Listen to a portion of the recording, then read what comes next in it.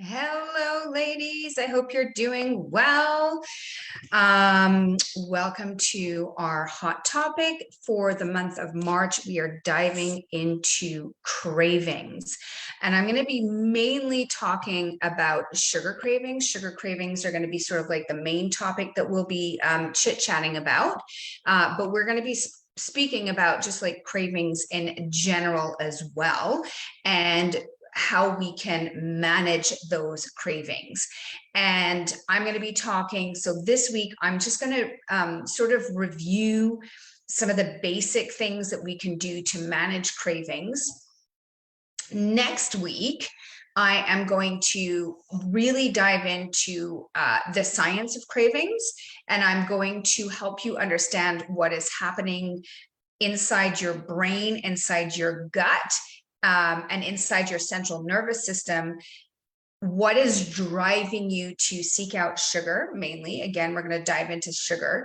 And then once we understand how our body is literally driving us to find sugar, it's going to be a lot easier for us to think of how we can manage that physiological drive for sugar. And I'm going to give you some very specific tips next week as well, based on understanding that science.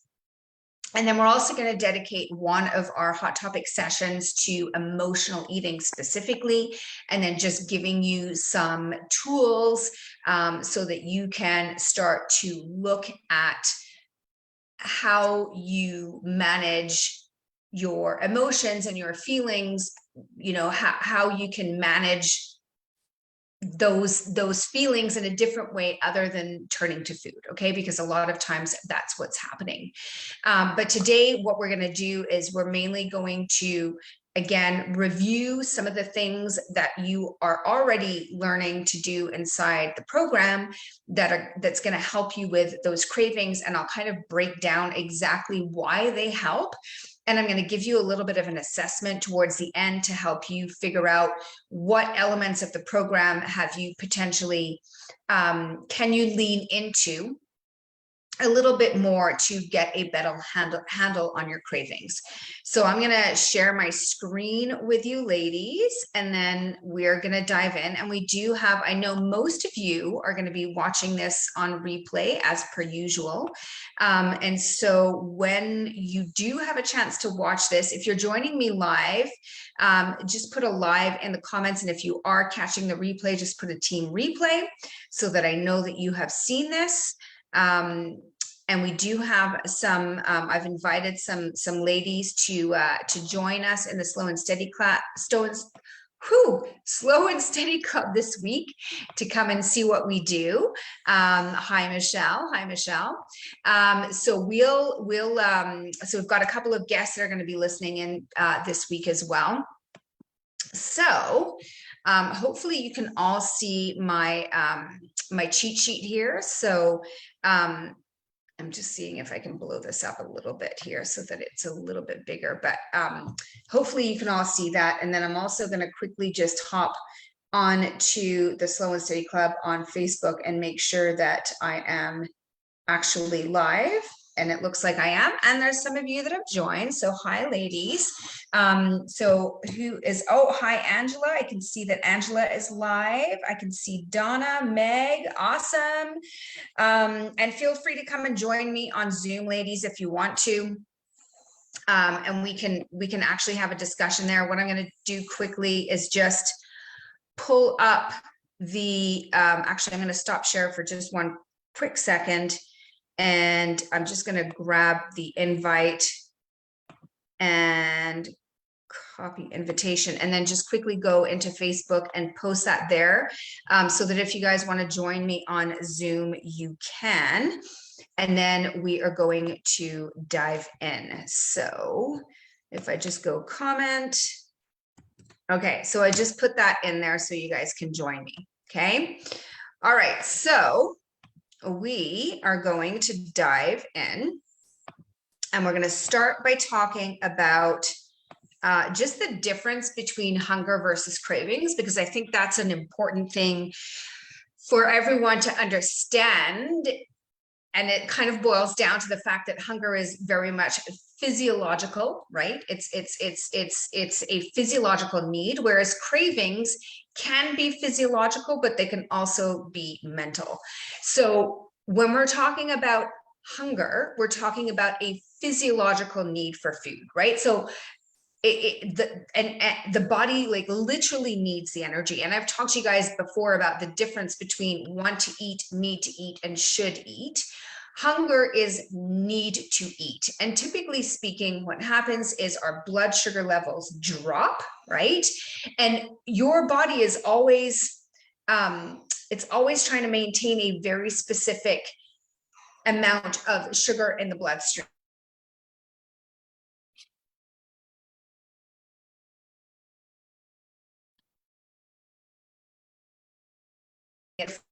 These different sort of mechanisms in place to maintain our blood sugar levels. And one of that is that when the body senses that our blood sugar levels are dropping, it's going to start sending signals to our brain to encourage you to go and find food, right? And the biggest one being the release of ghrelin, which is that hunger hormone. And so we're going to start, and that's when you're going to start to feel those sensations, and it's going to send some hormones to your brain that's going to be like, hey, you need to go to the kitchen and you need to find something to eat.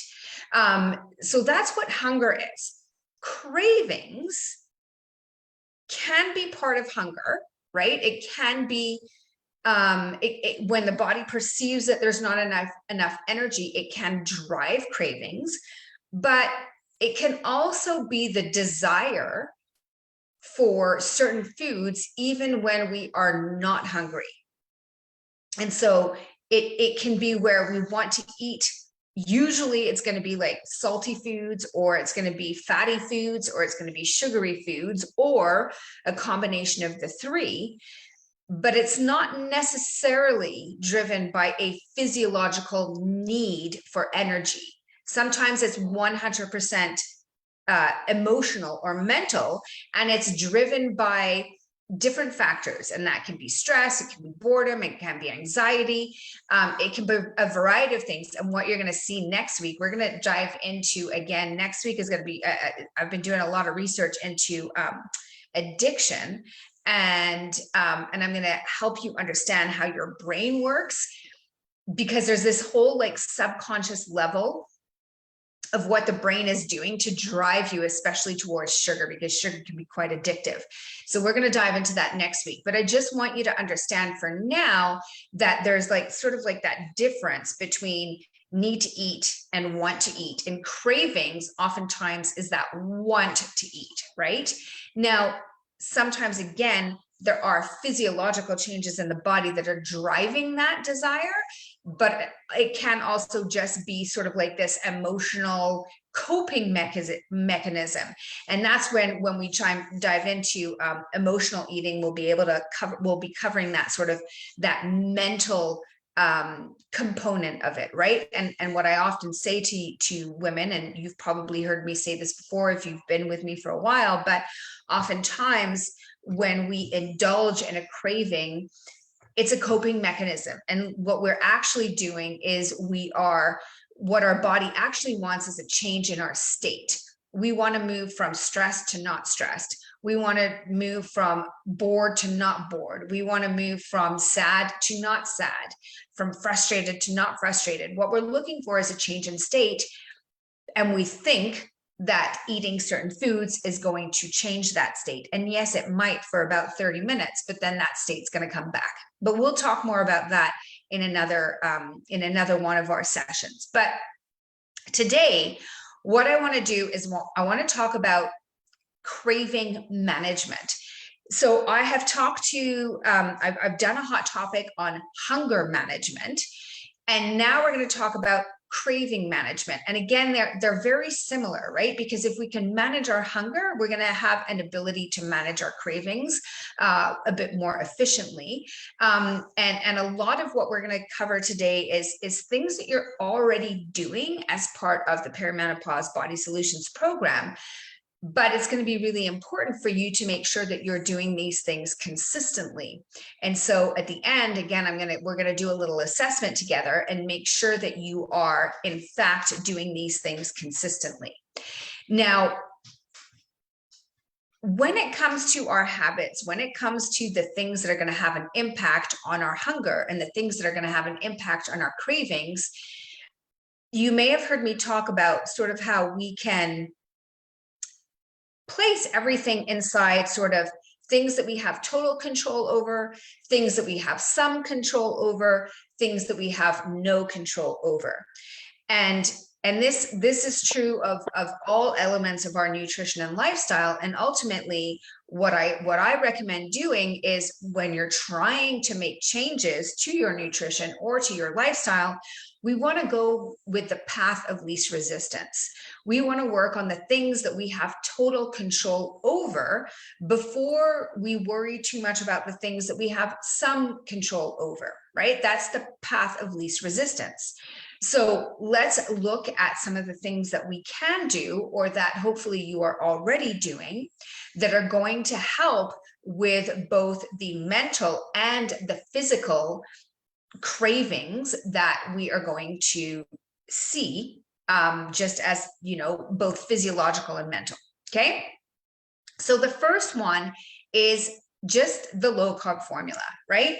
So again, what we have to recognize is that the body is ultimately, the body is always seeking out to maintain our blood sugar levels in a very specific sort of range, right? And so it doesn't like it to be too high. It doesn't like it to be too low.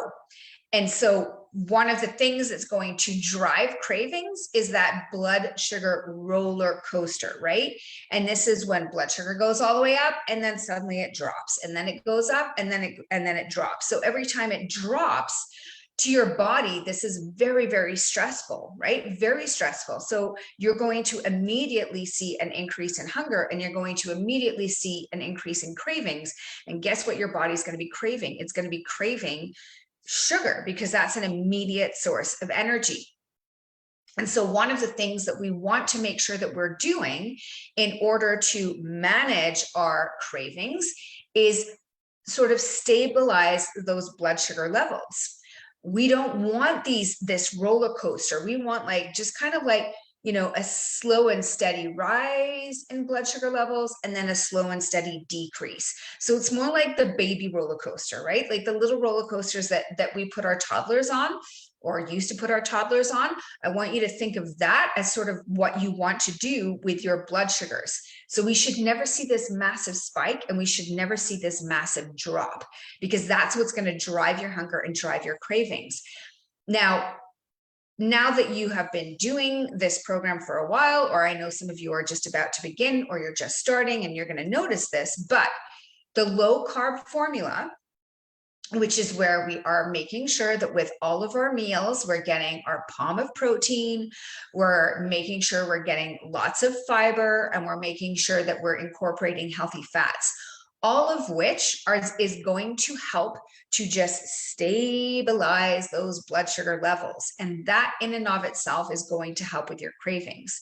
So if you are experiencing more cravings, and I know a lot of you have completed the program and now you're kind of just following along on your own and still inside the Slow and Steady Club, I would ask you to just really make sure, check in with yourself and make sure that you're still following that low carb formula. Because if you're seeing, if you're starting to notice that you're feeling hangry at any point, like hangry is when we're hungry and we're angry at the same time, that's a really good indication that your blood sugar levels are dropping. And for those of you that are joining as guests, a few things to keep in mind is, if you ever experience where you get shaky or you get irritated or you get nauseous because you're just like, I need food now, this is a really good indication that your blood sugar levels are all over the place. And it's going to be really, really hard to manage your choices when you are in that state, because your body is literally driving you to go to the fridge or the vending machine and grab any form of energy you possibly can as quickly as possible, because it's like, this is not good. And it's a survival mechanism, right? It's literally trying to protect you. So that's number one. Okay. The second one on here is eat more calories. Okay. And again, this is going to be a reminder for some of you that have already heard me talk about this. For some of you, this is going to be brand new, but understand that when we're talking about weight loss, right? We're talking about calories in, calories out. And ultimately, we need to be in a caloric deficit in order to lose weight. That is a fact. It's just the way it is, right? It's just a law of physics or biophysics. I don't even know what you would call it, thermodynamics. We need to be in a caloric deficit.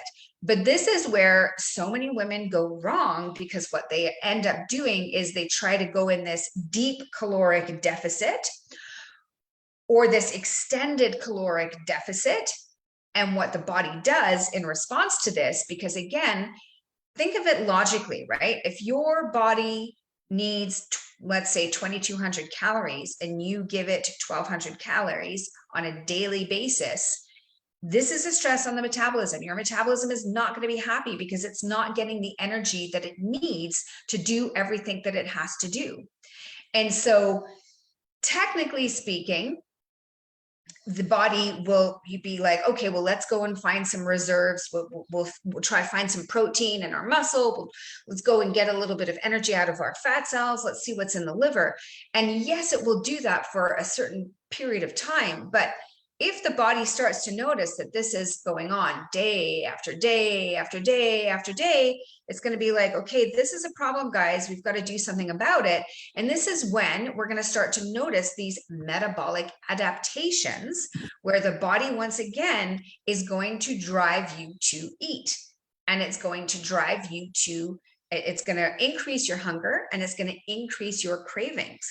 You've heard me say this before. Is your heck in check? Hunger, energy, cravings. And when we start to notice that heck goes out of check, our hunger goes up, our cravings are out of control, our energy starts to dip, that is a sign, once again, that you are pushing too hard on your metabolism, and your metabolism is fighting back. And so what we're doing in the program is we're doing non-linear dieting, which means that if you look at the meal plans that I've provided, you'll see that our calories on a daily basis, sometimes they're lower, sometimes they're higher. On the days that we're doing our smart refeeds on the weekends, you should have like this big bump, right? It's basically like a little diet break. And the idea here is we're trying to make sure that we're not having a negative impact on our hormones, and we're trying to mitigate against these metabolic adaptations. This is why super important that when I schedule a smart refeed on the weekend, that you are doing it, right? That you're adding in more carbs. This is why we do flex meals on the weekend. And I encourage you to have a little bit of chocolate cake or whatever it may be. I want to see your calories go up on that specific day, because we're trying to send a signal to our metabolism to say, hey, guess what? It's all good. There's plenty of food. You don't have to freak out. You don't have to drop our metabolic rate. All is well. And this is why also throughout the program, you're going to see that I'm going to incorporate some week-long diet breaks, where for an entire week, I want you to bump up your calories, because I'm trying to send signals to your metabolism. And so that your metabolism does not ultimately fight against me, so that I can help you see that continued weight loss. And I will tell you, ladies, if you do not do this, and I know that this is going to be counterintuitive to what you think you should be doing in order to lose weight, but if you are not doing the smart refeeds and you're not taking those diet breaks, you're going to hit a plateau. Okay. And so really, really important to make sure that you're doing this. And then for the ladies that have been working with me for like 6 to 9 months, and what I would like to say to you is that we have to remember, again, this is not what you're going to see in traditional diet. When we think about traditional diets, it's like let's go on a diet. And I'm just going to diet until I reach my goal. What I would suggest, again, in helping us to control our hunger and helping us to control our cravings, is we have to start thinking of our goals in sort of periods or phases. And sometimes we can be in a fat loss phase, but sometimes we have to accept that we have to move into a maintenance phase or a refeed phase where we're setting ourselves up for another successful fat loss phase. And this refeed or this maintenance is where we're basically pumping up our calories so that we have more control over our hunger and we have more control over our cravings, because they are so intertwined. And so if you have been in a fat loss phase now for like 9 months, it might be time to think about moving into a maintenance phase so that we can upregulate your metabolism and we can balance out the hormones that drive hunger and cravings so that you can move back into fat loss in 2 or 3 months from now. And again, I know that this is potentially counterintuitive to what you think you should be doing or what you want to be doing, because I know we all want to lose the weight as quickly as possible, but ultimately we have to learn to be patient, which is why this is the Slow and Steady Club. Okay. All right, moving on, protein. So again, when it comes to protein, this is going to help to manage our hunger and manage our craving, because it's going to help stabilize those blood sugars like we talked about in point number 1, but it's also going to help us feel fuller much longer. Okay. And that is going to be key, because hunger management and craving management kind of go hand in hand. And we want to feel as full as possible for as long as possible. Now, if you are struggling with your cravings, I would really lean into protein. In our program in Perimenopause Body Solutions, we are usually doing about 90 to 100 grams of protein per day. And that's a really great starting point. And it's sort of like, it's where I like to start with women, because if I tell women to eat more than that, for a lot of women, that's a really big jump. But you could work up to having about 1 gram of protein per pound of desired weight if you have a fat loss goal, which you probably do if you're here with me, right? So in other words, let's say you weigh 155 and your goal weight is 135, then you could move up to 135 grams of protein. That will help with your cravings. Okay. It's a bigger jump, right? That's like essentially 1 whole extra palm of protein, which means that you're going to have to kind of play around with how much food is or how much protein is going into the recipes. But if you really are struggling with your cravings, this might be a habit that you can really lean into in order to have a little bit more control over those cravings. Okay, next one on the list is control your environment, control your choices. And we're going to talk about this more next week when we talk about addiction and specifically, again, sugar addiction and what's going on there. But really what this boils down to is if there are certain foods that you're craving and you're giving into those cravings, they should not be around you, because really, again, what happens is we can become very addicted to these cravings, right? Because ultimately what's happening is when we give into the cravings, we give ourselves a little dopamine hit, a little bit of pleasure. And that makes it really hard to resist, because it just reinforces in your brain how good that thing is. And so your brain kind of just says, wow, that was amazing. We like that. Go do that again. And so if you think about it, right? If you were, an alcoholic in a recovery, you certainly would not have wine, beer, or booze in your house. Or if you were a crack cocaine addict in a recovery, you would not have crack cocaine in your house. And so if you are struggling with certain foods and you feel like you have no control over those cravings and you're giving in, then you have to kind of think the same way as someone who is in recovery would think. You've got to set your environment up to give yourself an opportunity, at least at the very beginning, to get control over those cravings. Because as you will learn next week, it's like once you stop giving into the cravings and you stop eating these foods and you stop getting that dopamine hit, your hedonic set point or your pleasure set point will eventually lower, and you won't crave it as much. At the beginning, though, it's going to be a lot harder to resist. And so we need to set ourselves up for success. And so that might mean talking to your family and saying, hey, for the next 2 weeks, we can't have sugar in the house. We can't have this. We can't have that. Like just having a conversation with your family and asking them to support you in this. But you've got to remove those trigger foods. You've got to get rid of them. They cannot be in the house. And so whatever you're struggling with, and if you're eating it in the evening, you need to ask your family to help you and support you in this.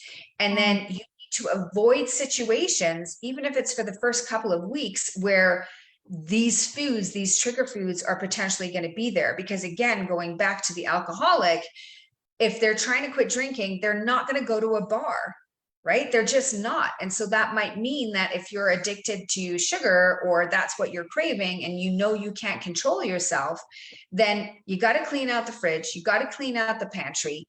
You could potentially talk to your coworkers or, do what you can at work as much as possible to control that environment. Maybe don't go out for dinner for a couple of weeks with your friends that always order dessert, right?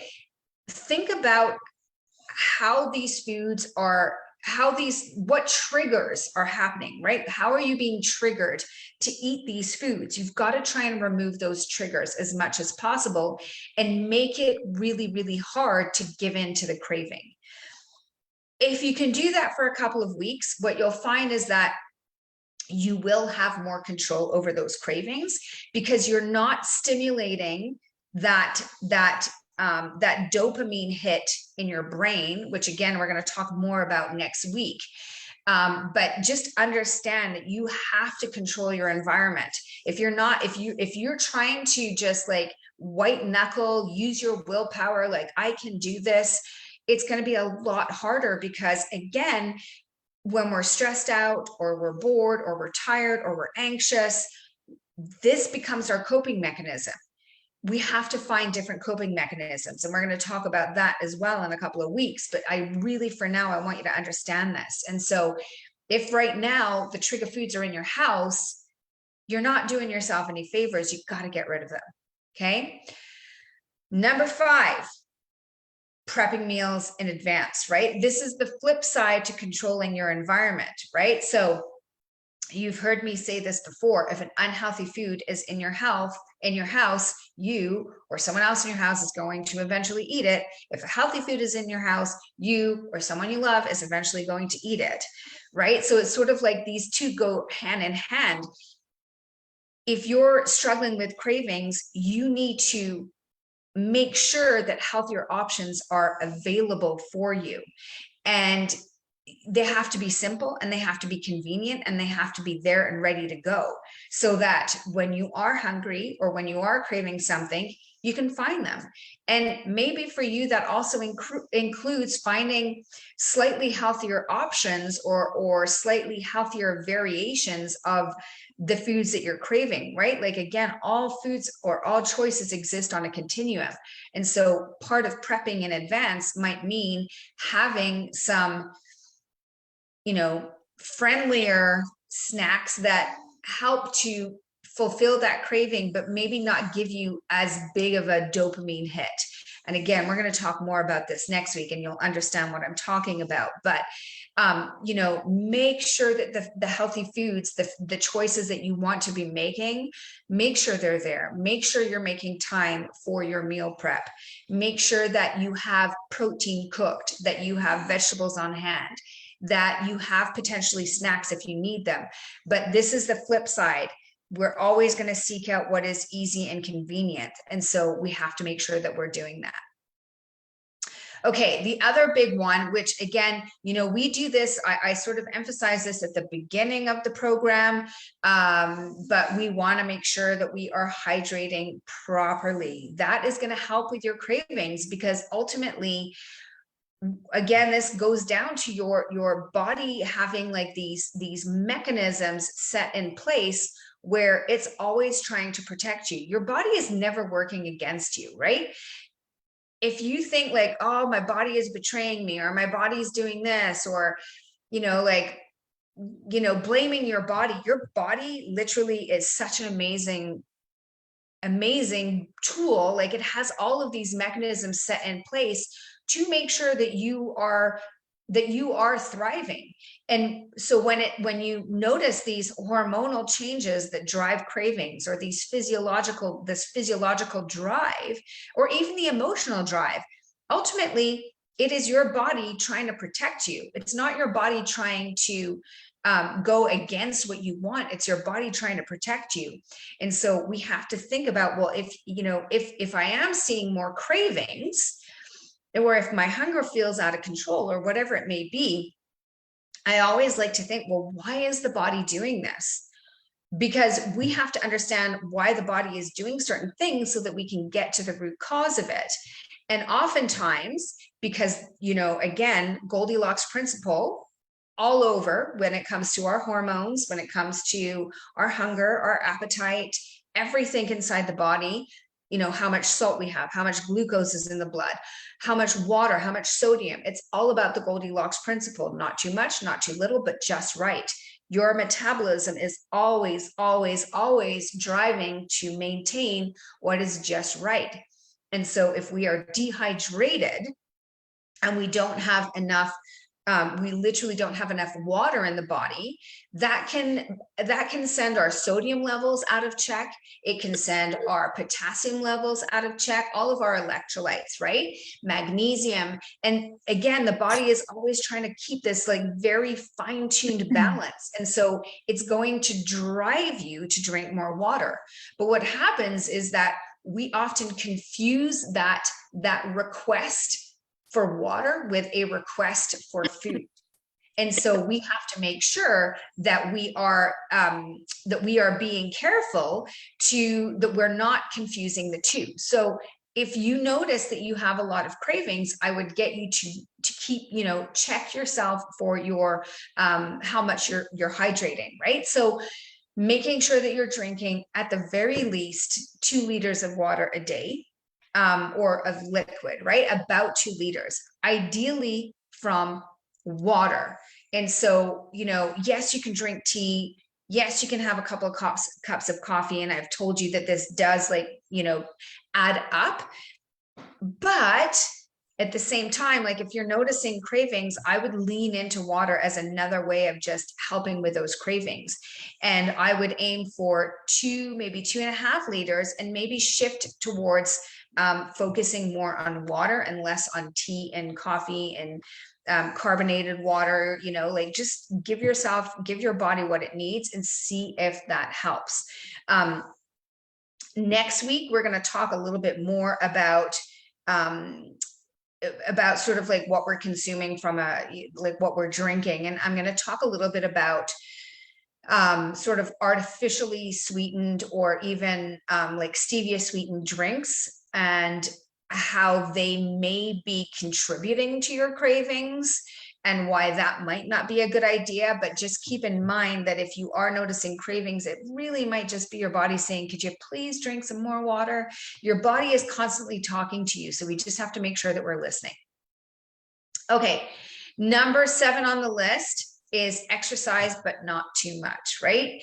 And inside the program, if you're following the workouts that I've laid out for you, and I know that not everybody is necessarily following the workouts that I've laid out for you, but when I have laid out the workouts for you in the program, it is with this in mind, with the understanding that if we exercise too much, we can drive hunger, we can drive cravings, we can put too much stress on the metabolism. This can drive cortisol, and cortisol is also going to drive cravings, right? So they all kind of go together. So we have to make sure that even when it comes to our exercise, we're following the Goldilocks principle of not too much, not too little, but just right. And I've referred to this this research in the past, but there was a research conducted in Calgary on a postmenopausal women when it came to using exercise as a strategy for weight loss. And what they found was that only 25% of women saw weight loss when they increased their exercise. And this is because, and they did specifically cardio, they were running. And this is because what can happen is that when we are over exercising, it is going to increase our caloric burn, but it's also going to increase our hunger. And in so doing, what happens is a lot of us overcompensate and we end up eating more calories. And so even though we're working out to try and create that caloric deficit, we end up overcompensating and the caloric deficit is gone, and now we're not losing weight anymore, and we're noticing more hunger and more cravings. And so we just have to be careful with how much we're exercising, and just understanding that too much can drive potentially those cravings as well. So just, I'm always cautious of like doing too much cardio, or I'm cautious of the high intensity exercise that goes on for a prolonged period of time, like spin classes, Orange Theory. I just talked to someone this week about Orange Theory, CrossFit, endurance training, which again, it doesn't mean you can't do that. But if you are going to do those forms of exercise, then you do have to be even more conscientious of managing your hunger, managing your cravings, and keeping tabs on how many, like portion control, right? Like you need to dial that in even more if you're going to go into those higher intensity or longer bouts of exercise.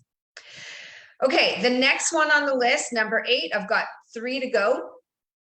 The next one on the list is this concept of eating a nutrient-rich diet. And ultimately, this is really important because when the body perceives nutrient deficiencies, again, because the body is so smart and the body has a lot of different mechanisms in place to protect you and to maintain your health. If you have nutrient deficiencies, your body can drive you to seek out foods that are going to help out with helping you to bring your nutrient deficiencies back into check. So if you have like a deficiency, I've got here vitamin D, iron, zinc, magnesium, all of these things. If the body senses a deficiency, it's going to drive ghrelin, that hunger hormone. And again, this is going to make it that much harder for us to manage our cravings. So making sure that we're eating a nutrient-rich diet, which hopefully you are, because that's what I'm giving you with the recipes, is going to be super key. And so we want to make sure that the calories that we are giving ourselves are coming from real food, not processed foods. Even if they're low carb, we want to be eating real foods, and we want to make sure that we are eating plenty of vegetables and plenty of animal protein, because that's where those vitamins and those minerals are going to come from, and our micronutrients as well. So those are the things that you can control, that you have more control over. Okay, so again, making sure that you're regulating your blood sugar levels with the low carb formula, making sure that you're eating plenty of calories and that you are incorporating some bigger calorie days so that we don't see those metabolic adaptations, making sure you're leaning into protein, making sure that you're controlling your environment so that you can have more control over your choices. If you haven't given yourself a kitchen makeover in a while, it might be time to do that. making sure you're prepping your meals in advance, making sure you're drinking plenty of water, exercising, but not too much, and making sure that you're eating real food. There you go. I like it, Melanie. Yeah, so all of that is going to help. All of that is going to help. Now, on top of that, those are the things that we have more control over. And then there are things that we have some control over. Again, if we're thinking of where should we direct our energy at the beginning, I would recommend directing your energy on the things that you have more control over, because the some control is great, but if that's all you do, it's gonna end up frustrating you because you don't have necessarily complete control. So the first one is going to be sleep, right? Because again, sleep is going to affect our hunger. It's going to affect our cravings. If we have a poor night's sleep, what's going to happen is we're going to see changes in our ghrelin. And most people are going to seek out, what's going to happen is your body's going to have less energy. It's going to be looking for energy. And where is it going to, it's going to try and get that quick fix. And so a lot of women, when they don't have a good night's sleep, what do we crave? When we are tired, we're certainly not craving chicken and broccoli. We're craving donuts. We're craving sugar. We're craving caffeine. We're craving this instant energy, right? And so it may seem weird to focus on your sleep when it comes to craving because it's a lifestyle habit, but it will ultimately help you manage those cravings.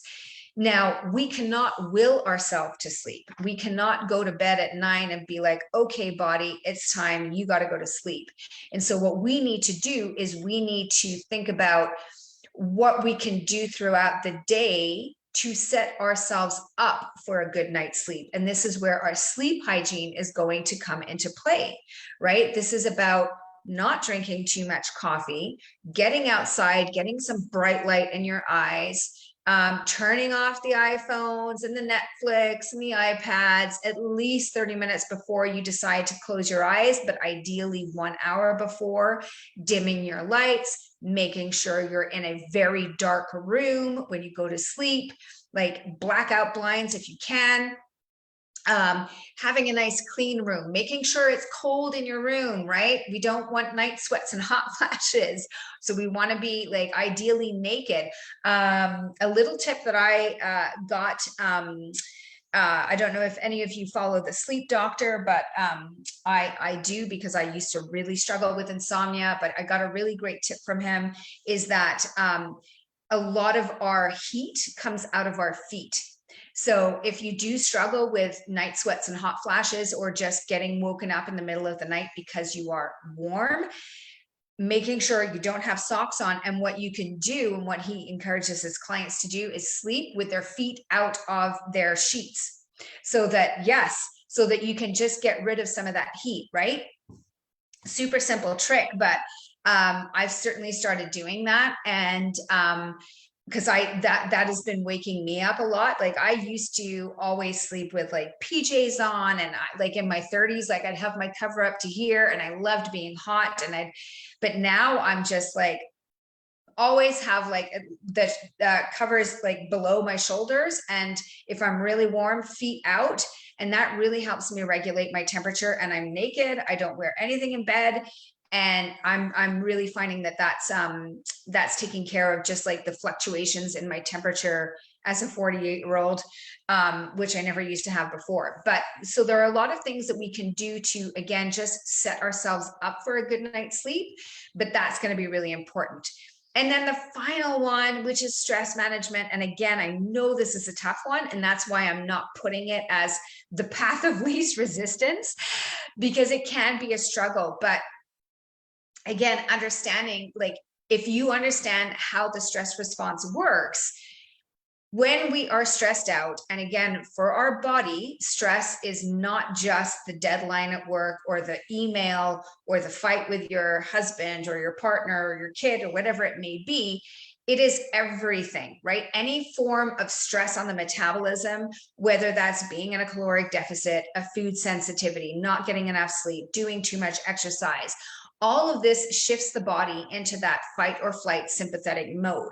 And when your body is in fight or flight, what's going to happen is your body is going to, it's preparing essentially for a stressful event, and your body does not understand the difference between the email you just got and the potential attack by a grizzly bear in the bush, right? It doesn't understand the difference.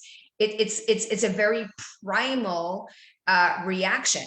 And one of the things that the body does when it senses stress is it's trying to find energy in order for you to like protect, like survive, right? So that you have the energy to fight if you need to fight, or to flight, right? To run. And so what do you think it's going to be looking for? It's going to be looking once again for instant energy, and that will be driving your sugar cravings. And your cortisol is going to go up, and that's going to pull sugar into your bloodstream. Now, one thing that I will tell you, this is like a little side tip, but if you are sensing that sort of that stress response going on, the best thing you can do instead of heading to the vending machine is go for a walk, because your body is literally pulling sugar into your bloodstream. If you just go to the vending machine and grab chocolate to relieve that stress, it's like a double whammy in your body, because you've got your body's like innate mechanism to find glucose and pull it into the bloodstream, and you're adding more glucose to the fire, and now you're just sitting there answering the email. That's not going to help, right? So ultimately, yes, we need to figure out how we can manage our stress as much as possible. That's a whole other topic, but I want you to understand that there is definitely a relationship between our stress and our drive for sugar. And we're going to cover this a little bit more in 3 weeks or 4 weeks. I can't remember, but on our topic of cravings, we're going to be talking about that.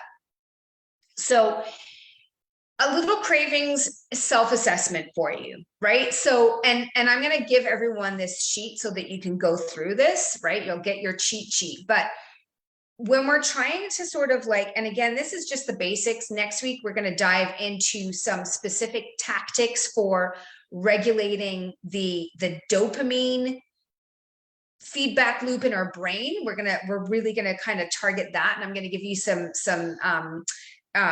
ideas that I've never talked to you about. So that'll be good. But again, this is really just like with regards to what we're already doing in the program. And I want you to kind of take a look at it and just make sure that you are working towards keeping heck in check, right? Hunger, energy, cravings, because that's going to help. So what I'm going to get you to do is kind of think about what we're already doing and rate yourself, like either number one, like terrible, like I never think about that. So maybe that could be drinking more water. I know for me, that's something I have to constantly remind myself about, right? Okay would be like, yeah, I kind of think about it. 3 would be, I think about it, but I could improve my consistency in that you do it maybe 50 or 60% of the time, but not 100% of the time. And then great is like, I'm killing this habit. Okay.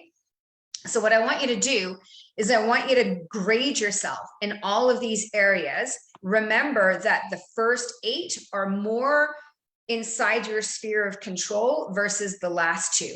So if you're killing it in the first 8, then it's time to start working on 9 and 10.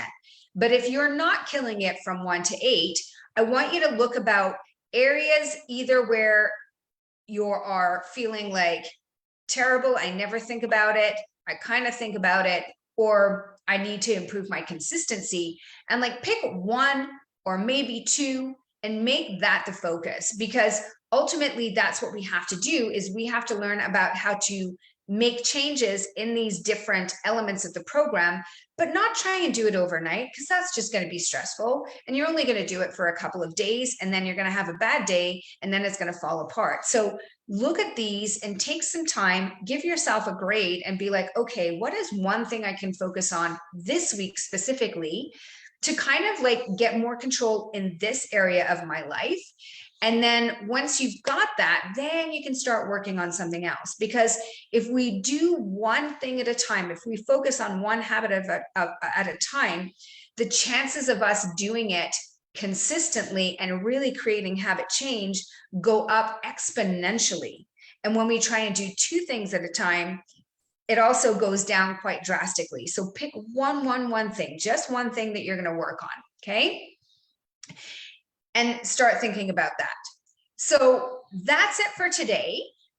For those of you that are following me on Facebook Live, I am going to stop sharing on Facebook Live. And for those of you that are on Zoom with me, stick with me and we can have a quick conversation here. But for those of you on Facebook, have a wonderful weekend. I will see you all for Mindset Monday. And we're gonna start busting some myths on Monday. And for those of you on Zoom, I will see you in a second here. Have a good weekend, ladies. Okay, so how do I stop?